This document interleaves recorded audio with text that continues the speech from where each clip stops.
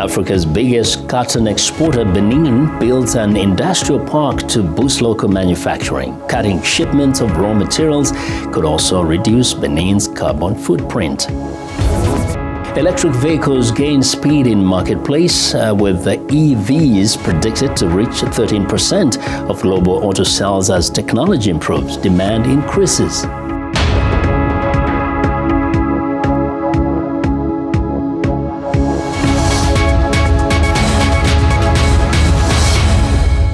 Hello, and thanks for tuning into the show that goes around the continent to bring you stories near and far. I'm Chamberlain Osoa, Channels Television here in Abuja. I'm joined by my colleague from Voice of America in Washington. Well, thanks. I'm Vincent McCory at the Voice of America. Happy to be with you again for another edition of Africa 54. Let's start off with the latest from Nigeria. Chamberlain Oso in Abuja brings you that story.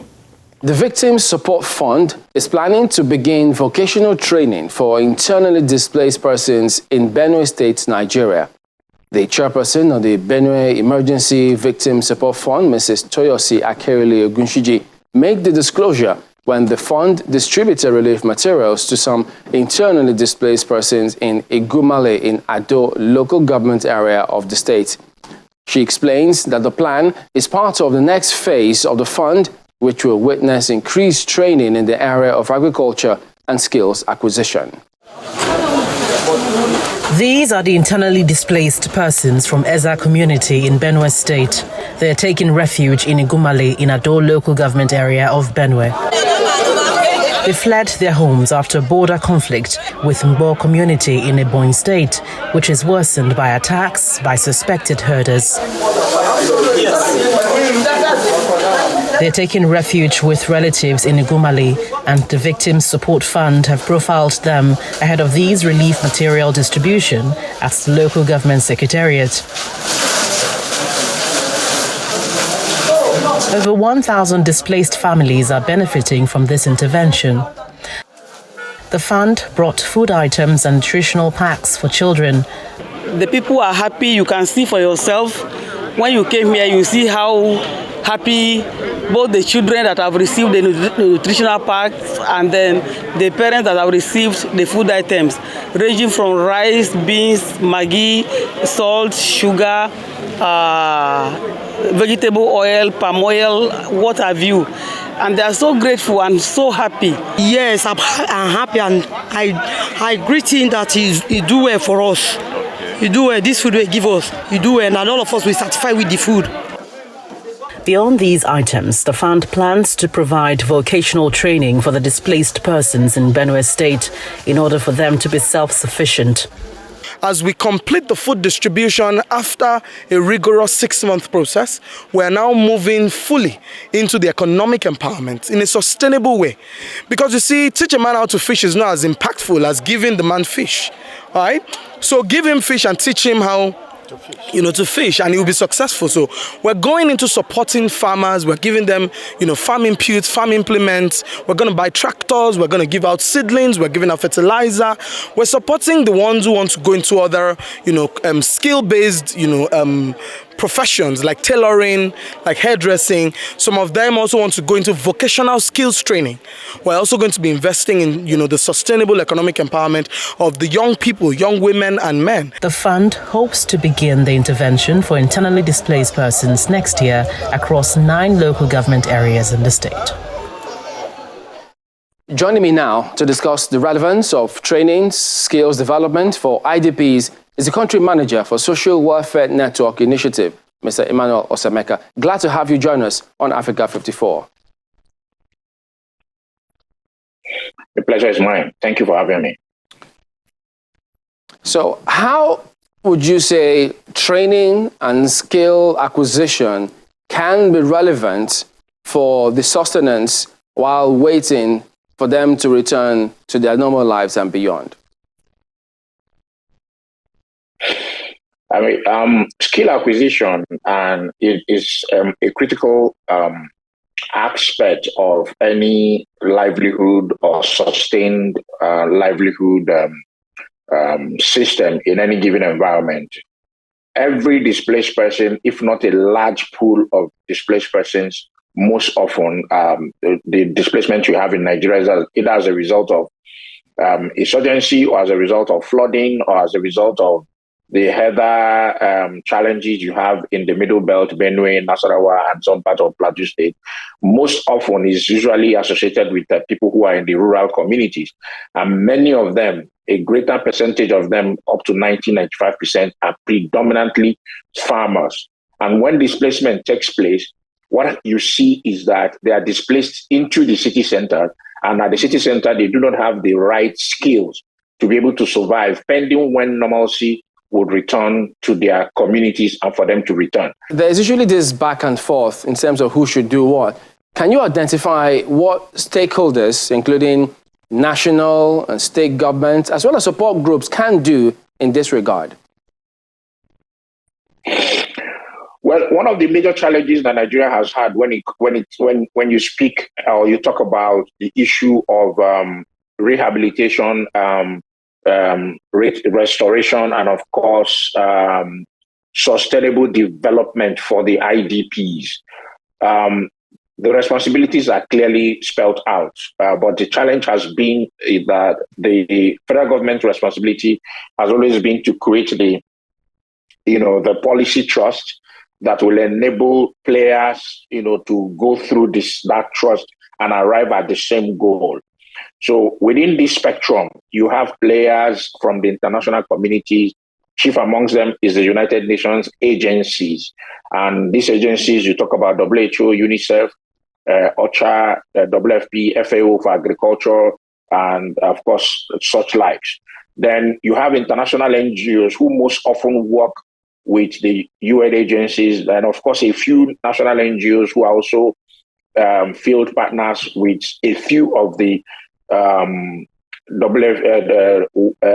United Nations agencies.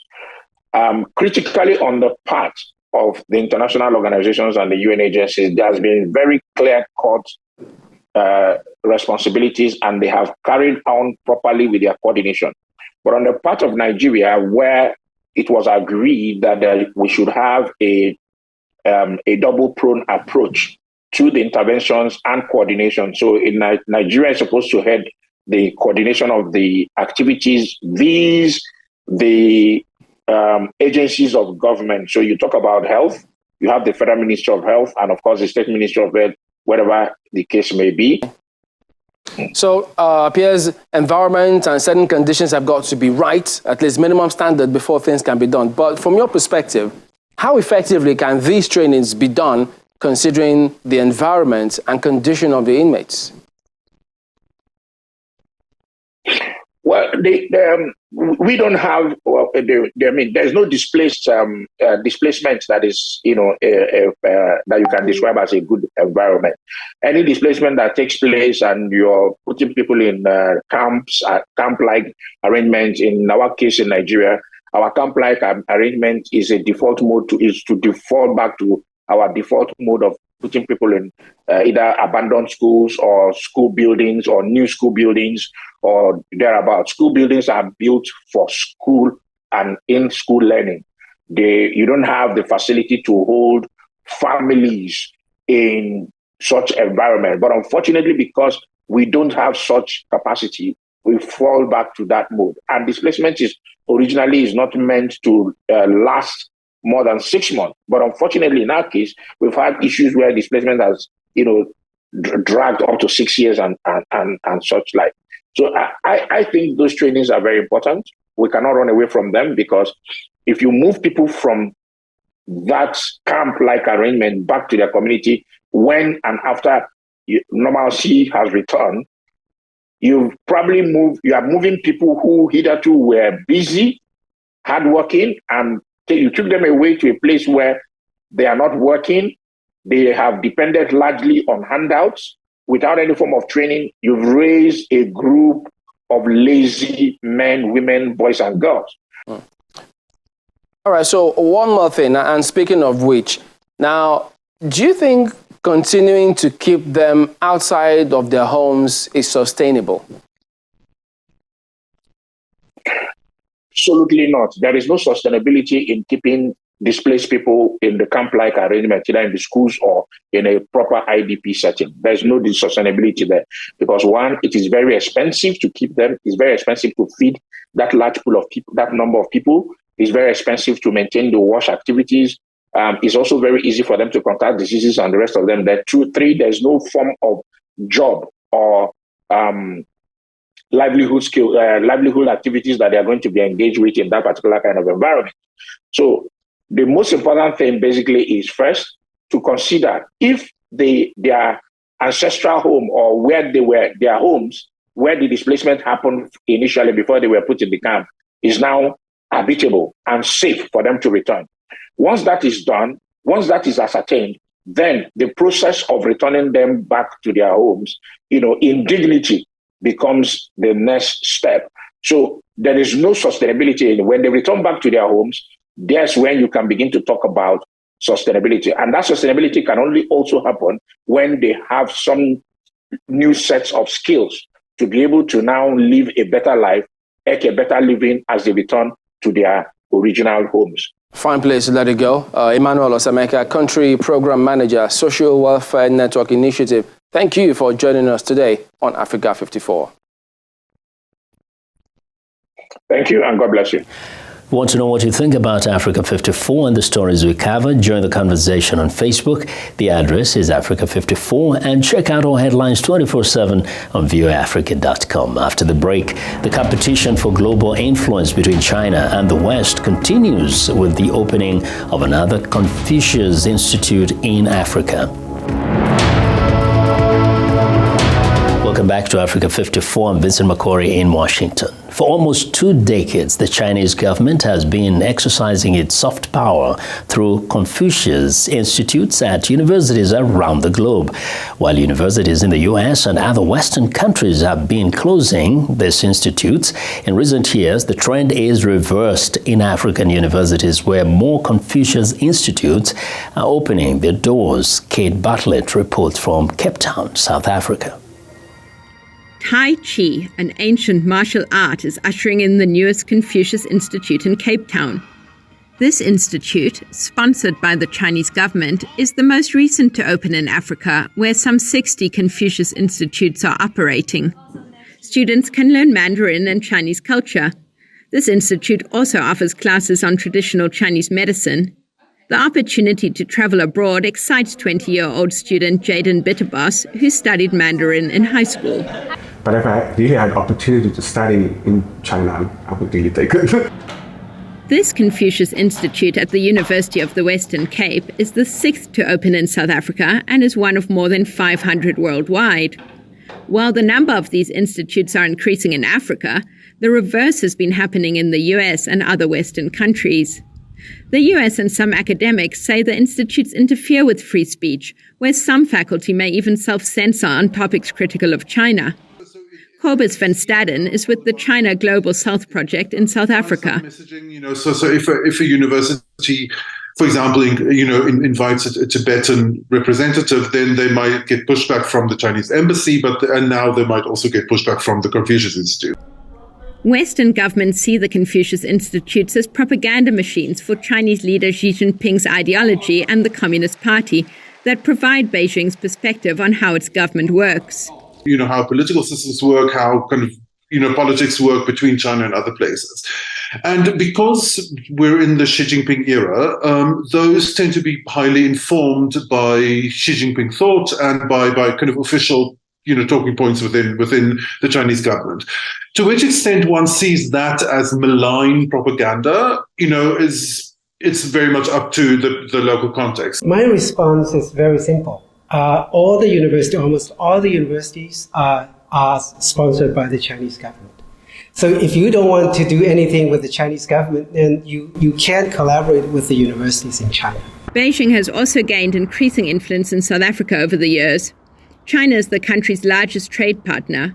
The University of the Western Cape's Director of International Relations, Umesh Bawa, says he had been warned by some Western partners that Confucius Institutes could be a Trojan horse, but says he is not concerned.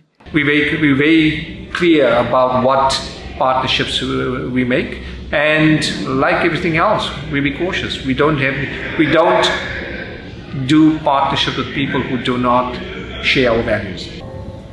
Zhang says this Confucius Institute's curriculum is heavily scrutinized by local South African faculty. Kate Bartlett for VOA News, Cape Town.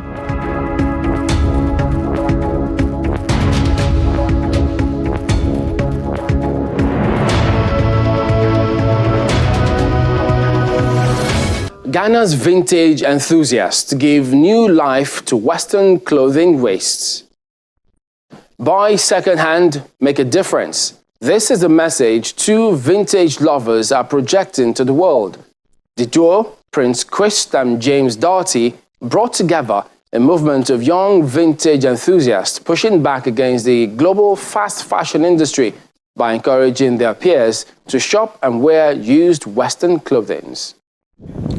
Hours before sunrise, in a courtyard of shipping containers in Ghana's capital, Accra, vintage enthusiasts Quist and Doughty comb through Kantamanto's rivers of imported clothes, searching for gems they can resell on Instagram pages with thousands of followers in Ghana and abroad.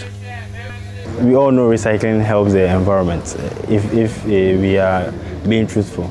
So if you wear a cloth that has been made back in the days, and you are not going to buy a new clothes, but you want to wear something that has been made previously, that way you are helping the environment by not using raw materials, using other things to reproduce new clothes. The idea of everything right now is just to inspire everybody to shop or thrift vintage. So we are not just saying second-hand goods are second-class stuffs. So we are just trying to inspire people that shopping vintage makes recycling better. According to the US-based foundation, Ghana receives around 15 million items of used clothing each week from Western countries and China, offloaded in bulk, often at negligible prices and questionable quality. Much of it passes through Accra's Kantamanto, one of the largest garment markets on the continent, where bales of used clothes are sold based on the expected quality of the garments wrapped up inside. Remove the whole notion of you wear vintage only when you're poor, or you wear thrifted stuff when you don't have money, because it's been here for years. It's just buy it and wear it. It's like, why go and produce more when there's more than enough available to you? The vintage founders believe buying secondhand not only helps to reduce fashion's environmental impact, but also allows them and their customers to express unique styles apart from current trends. It's time now for a short break, and as we do, we remind you to visit our website, channelstv.com, for news and programming around the clock. You can also find us at youtube.com/channelsweb. Still to come, brightly branded swapping stations in Nairobi, Kenya allow electric motorcyclists to exchange low batteries for fully charged ones, but environmentalists say pollution is still a problem. Welcome back to Africa 54. I'm Vincent Makori in Washington. Africa's biggest cotton exporter, Benin, has built an industrial park to move the country away from raw exports to finished products. Environmental activists say local manufacturing will also cut down on emissions from shipping that contribute to climate change. Henry Wilkins reports from Jedbe, Benin. In Benin, a new industrial park is taking shape that aims to be a model for local manufacturing while also reducing global emissions. Although still under construction, Arise IIP's Glode Jigbe Industrial Zone, GDIZ, is already processing cashew nuts and making clothes for Western markets. Making finished products is new to Benin, Africa's largest raw cotton exporter, and is providing jobs to locals like Marlene Kezik-Lunon. I am especially happy in this environment. It was no ordinary thing, since we're used to tailoring as a cottage industry here.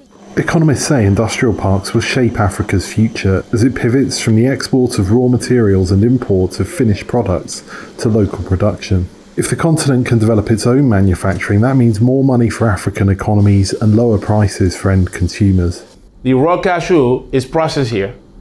And instead of that, going to Vietnam and then back to the European market and American market to be sold to the consumers, That alone is allowing us to reduce the carbon footprint. Then you take cotton, same thing. Fai Abbasov is with Transport and Environment, a campaign group shaping the European Union's green policy. We tend to produce raw materials in one country, transport it to another to process them, and then ship them to a third country to sell the final products. If we can get to an economy where raw materials are processed closer to the extraction points, we can cut down quite a lot of unnecessary emissions. While the overall impact of reduced shipping is a fraction of global emissions, supporters say African manufacturing still has a role to play in the fight against climate change. Henry Wilkins for VOA News, Djigbe, Benin. Over recent months, sets of sturdy, brightly branded swapping stations have cropped up around Kenya's capital, Nairobi, allowing electric motorcyclists to exchange their low battery for a fully charged one. It's a sign of an electric motorcycle revolution starting to unfold in Kenya, where combustion engines, motorbikes, are a cheaper and quicker way to get around than cars, but environmental experts say are 10 times more. East Africa's biggest economy is betting on electric-powered motorcycles. Its renewables-led power supply and position as a technology and startup hub to lead the region's shift to zero-emission electric mobility.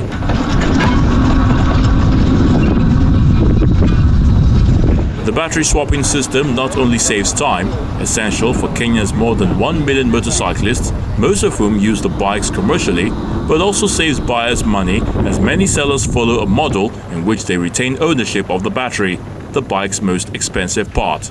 Financial sense to the riders is that they have to, from the revenue they make, they have to save more, because that is the only way they can increase their income is by reducing the operational costs. And that's how we started looking at electric two-wheelers. And unfortunately, what we could find in the market, and the market here being China, was it was not really designed for the African market. And that is based on our experience from what we were able to order off the shelf to test. And to get a product that is able to meet our needs, we have had to go through three revisions, and this has given us a product that now meets all the needs for us as a business and also the end customer. EcoBoda has 50 test electronic motorcycles on the road now and plans to have 1,000 by the end of 2023, which it sells for about $1,500 each, roughly the same price as combustion engine bikes, thanks to the exclusion of the battery from the cost. After the initial purchase, the electric motorcycle is cheaper to run than petrol-guzzling ones.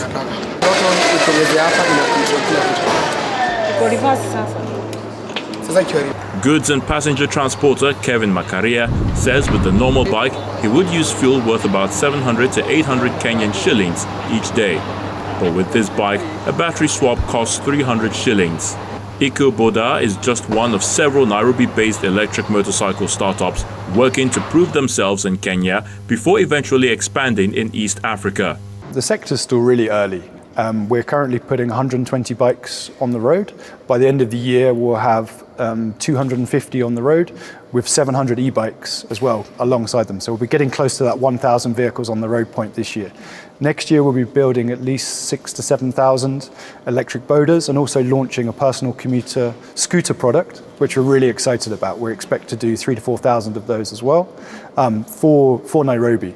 We're also expanding into Kampala, Dar es Salaam, will be similar numbers on the road. So we're really going to go from a few hundred vehicles in 2022 to 2024, us going up to tens of thousands of bikes, and also in the whole sector as a whole, probably going up to around 100,000 plus electric bikes on the road across Africa within the next 2 to 3 years. The country's power utility estimates it generates enough to charge 2 million electric motorcycles a day. Electricity access in the country is over 75%, according to the World Bank, and even higher in Nairobi. The International Energy Agency says 13% of cars sold worldwide this year will be electric. Mike O'Sullivan reports from Los Angeles that consumer demand for electric vehicles is increasing as the industry overcomes technical hurdles. Toyota's Prius, a gasoline-electric hybrid introduced in Japan in 1997, was a pioneer in the fuel-efficient sector. But the Peterson Automotive Museum credits Tesla with jump-starting the market in electric vehicles by unveiling its Model S in 2009, which sparked consumer demand for all-electric vehicles. And in our minds, this is the car that changed the automotive industry. The entire sort of electric revolution, as they say today, that nearly every car company in the world is part of, it can all be traced back to the introduction of this car, this model. But the Tesla was far from the first electric car. Stevens says this 1908 model from the automaker Columbia was one of many electric vehicles on the road then. Accounting for about 40% of all cars sold in the United States around the year 1900. They were clean, they were easy to use, they were simple. They were overtaken by the gasoline-powered Ford Model T, whose mass production brought down costs and changed the auto industry. 3, 2, 1. Ford's new F-150 Lightning electric truck, on sale in North America, can accelerate from 0 to 100 kilometers an hour in 4.5 seconds. The truck, like its competitors, has computerized safety and navigation features. And this one features electricity for emergencies. You actually can use your truck, your giant battery, to power your house. Those are the key features that our customers are excited about. The biggest challenge for electric vehicles, a limited infrastructure to charge the batteries. Today, most cars on the road are gasoline-powered, but production of electric vehicles is increasing, and sales are soaring, projected to reach 13% globally this year, a good sign for the environment, says the International Energy Agency. Mike O'Sullivan, VOA News, Los Angeles. Well, and that's our show for today. You can find all the continent's top news and world news online at voaafrica.com. Check it out. I'm Vincent McCory in Washington. Channels Television has our last word. We look forward to bringing you another show next week. ChannelsTV.com is your source for news and other programming. I'm Chamberlain Uso. Thank you for watching. Goodbye.